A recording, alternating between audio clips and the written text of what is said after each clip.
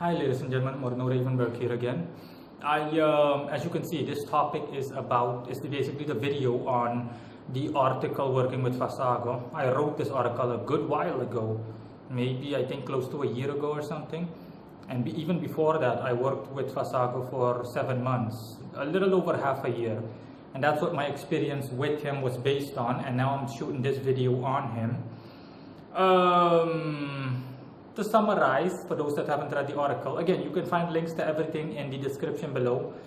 The links to the article and my web shops as usual, just the usual things you'll find on all, if not most of my videos. To summarize in short, when I work with Fasago, Fasago is the Gueric spirit from the Lesser Key of Solomon, specifically the part Goetia, and he is said to be able to find hidden things and uncover. He can tell things from the past. He's able to see into the future and tell you things about the past as well as the future, and he's able to find things that are hidden. After doing my research with Fasago, it turns out that Fasago is a lunar spirit. That's unsurprisingly because the moon is linked to all of these things that he specializes in. His corresponding zodiac sign obviously is Cancer. And let me see. All the other information is already written in the article, so I would suggest you read that. I'm just summarizing in short. Regarding personality, when I worked with Fasago, in the period that I worked with Fasago, he was quite distant.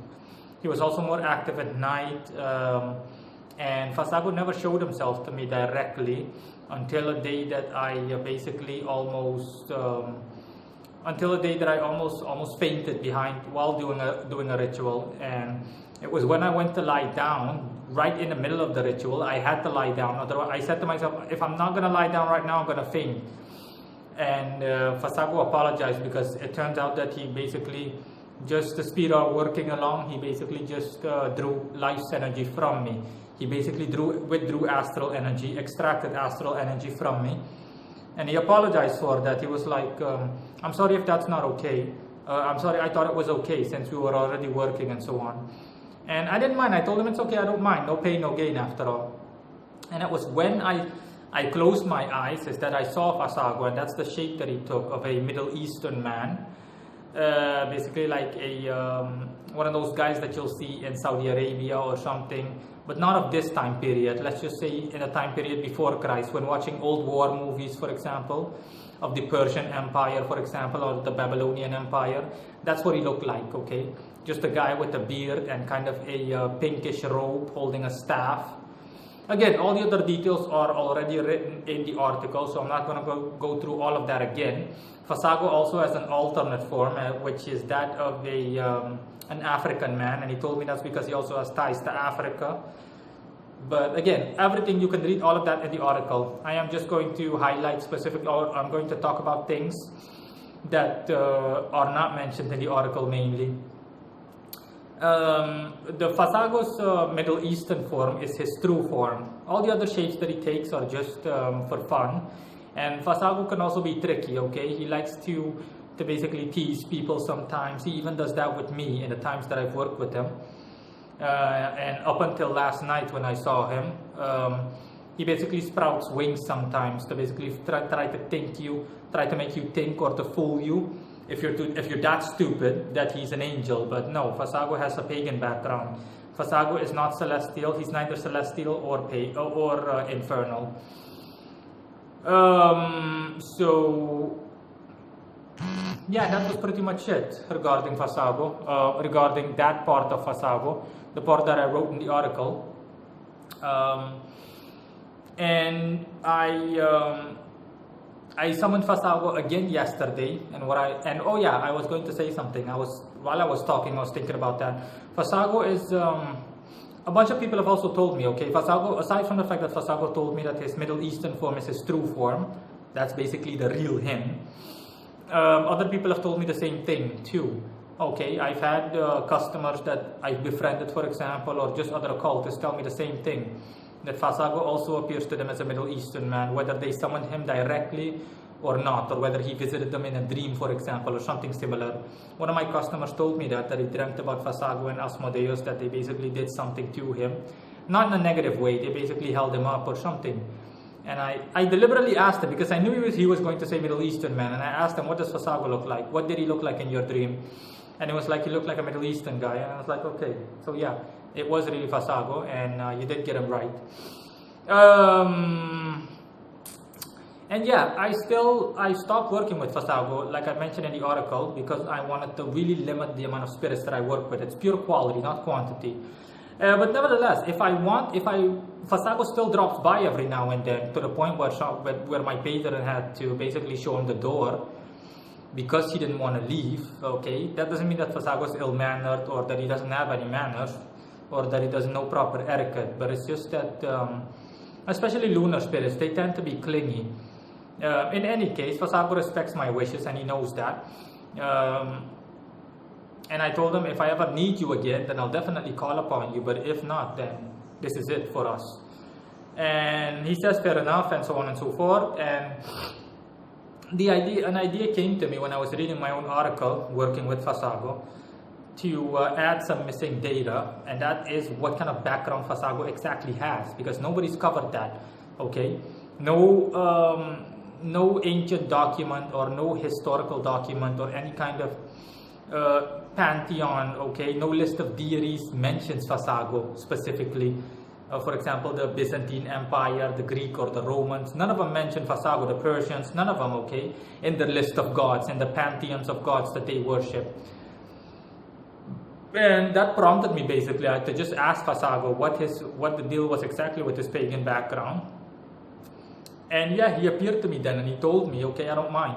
Okay, in my article I mentioned that Fasago doesn't like, he didn't want to talk about his pagan background in the time that I worked with him, because it was, I think, too soon, or he just didn't feel comfortable. But in any case, he feels comfortable doing so now. Hold on for a second.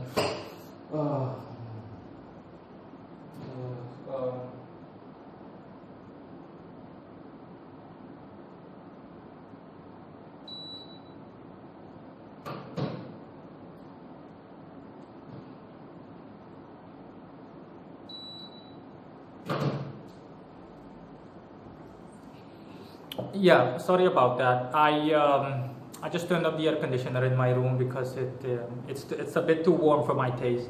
In any case, yeah, regarding Fasago, and he told me, no, it's okay, I don't mind you asking me, and so on and so forth. You don't have to make any offerings to me aside from the usual, just oil, incense, and candle, and so on. Just do your usual thing, and I'm more than happy to share information with you. And in the first instance, I thought that Fasago was a Persian, because based on his appearance, the Middle Eastern appearance, I was like, Fasago most likely was either a Persian god or something that they used to worship before Christ, in times BC, before Christ, literally in the BC time period, when Greeks and Romans prevailed and so on. And no, that wasn't it at all. After I cast a chart, an astrological chart, I did my research, I was like, no, it clearly indicated no, he was not a Persian god, okay. And that's when I summoned him yesterday. And what I liked about it, okay, I like the fact how straightforward they are. I remember that I almost forgot, well, not almost, I forgot briefly. I've got so much on my mind that I forgot. Today's Tuesday, yesterday was Monday. And I forgot that I was going to summon Fasago because I was so busy doing things and just daily life, and working with the other spirits that I work with, that when I work with Fasago, that I completely forgot about Fasago, And yesterday is Monday, so obviously I was planning on doing it. I told him, okay, I'll summon you Monday when the moon is at its strongest, just for convenience's sake. So that you're at your strongest. And he actually gave me a reminder. That's what I liked about it so much. I was watching a YouTube video while I was lying on my bed in the afternoon, and in the evening, and he just gave me a reminder. All of a sudden, I saw him stand right beside me, not literally right beside me, let's just say a meter away from my bed, and he was like, I hope you didn't forget me. And I apologized. I told him, okay, sorry, I did forget you, but I'm assuming that's okay. I've got a lot on my mind. He says, okay, no problem. Because Monday is also the time that I spend with the angel burial, So I was like, okay, I've got burial and I've got Fasago. And in any case, to cut down right to the chase, after the ritual and so on, during the ritual, everything went well. And after the ritual, I confirmed what Fasago told me, and it turns out Fasago told me that he is an undocumented, or that he was an undocumented, was and is an undocumented Babylonian / Assyrian god that civilizations back then, Babylonian and Assyrian civilizations, used to worship, and he was worshipped for 200 to 250 years. And the reason that no data available is the reason that his name isn't mentioned in any pantheon by historians is because he was undocumented. And he expressed this, okay? He laid emphasis on this somewhat. He told me, no, I'm undocumented. That's why you won't be able to find anything on me. No information on me, pagan information specifically, because I'm undocumented. And yeah, that's practically it. Let's see, there's nothing else. Oh yeah, one last thing. He also told me that he was worshipped as he was a water god and a fertility god. So again, it just solidifies the whole lunar correspondence.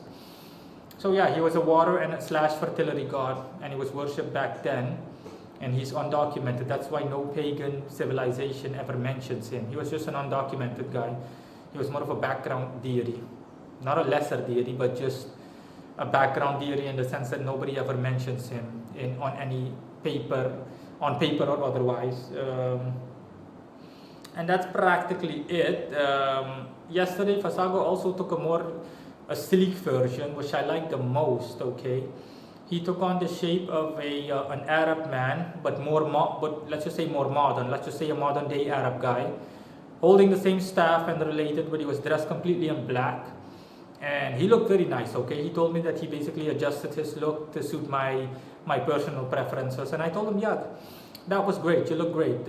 He wore completely black. He's kind of like the Arab version of a Gothic figure, but completely well groomed and neat. I mean, his beard was well groomed, hair was well groomed, completely curly. Let's just say like mine, but going downwards completely to his shoulders and everything. And I really liked that. I was like, okay, you look great. You look great. And he told me to. He told me he just sprouts wings sometimes because he wants to tease me. And he basically behaves like some kind of wannabe angel. And the other spirits that I work with, specifically my patron and my vice patron, they started laughing a bit and started giggling because they made that joke. They was like, he's like a wannabe angel. He tries to be one of us, but he's not one of us.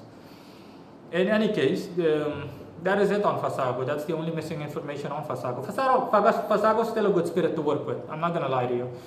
Fasago is a good spirit to work with. The only difference is that because of his pagan background, that he is not as powerful, obviously, like most others, as an angel, as a celestial or an infernal. But he still packs a punch, a good punch, okay? But if you want to undertake any serious working with him, okay, then yeah, you can expect it to take a while, regardless of how hard you work. It will take him a while to achieve success in whatever venture you're asking him to help you out in.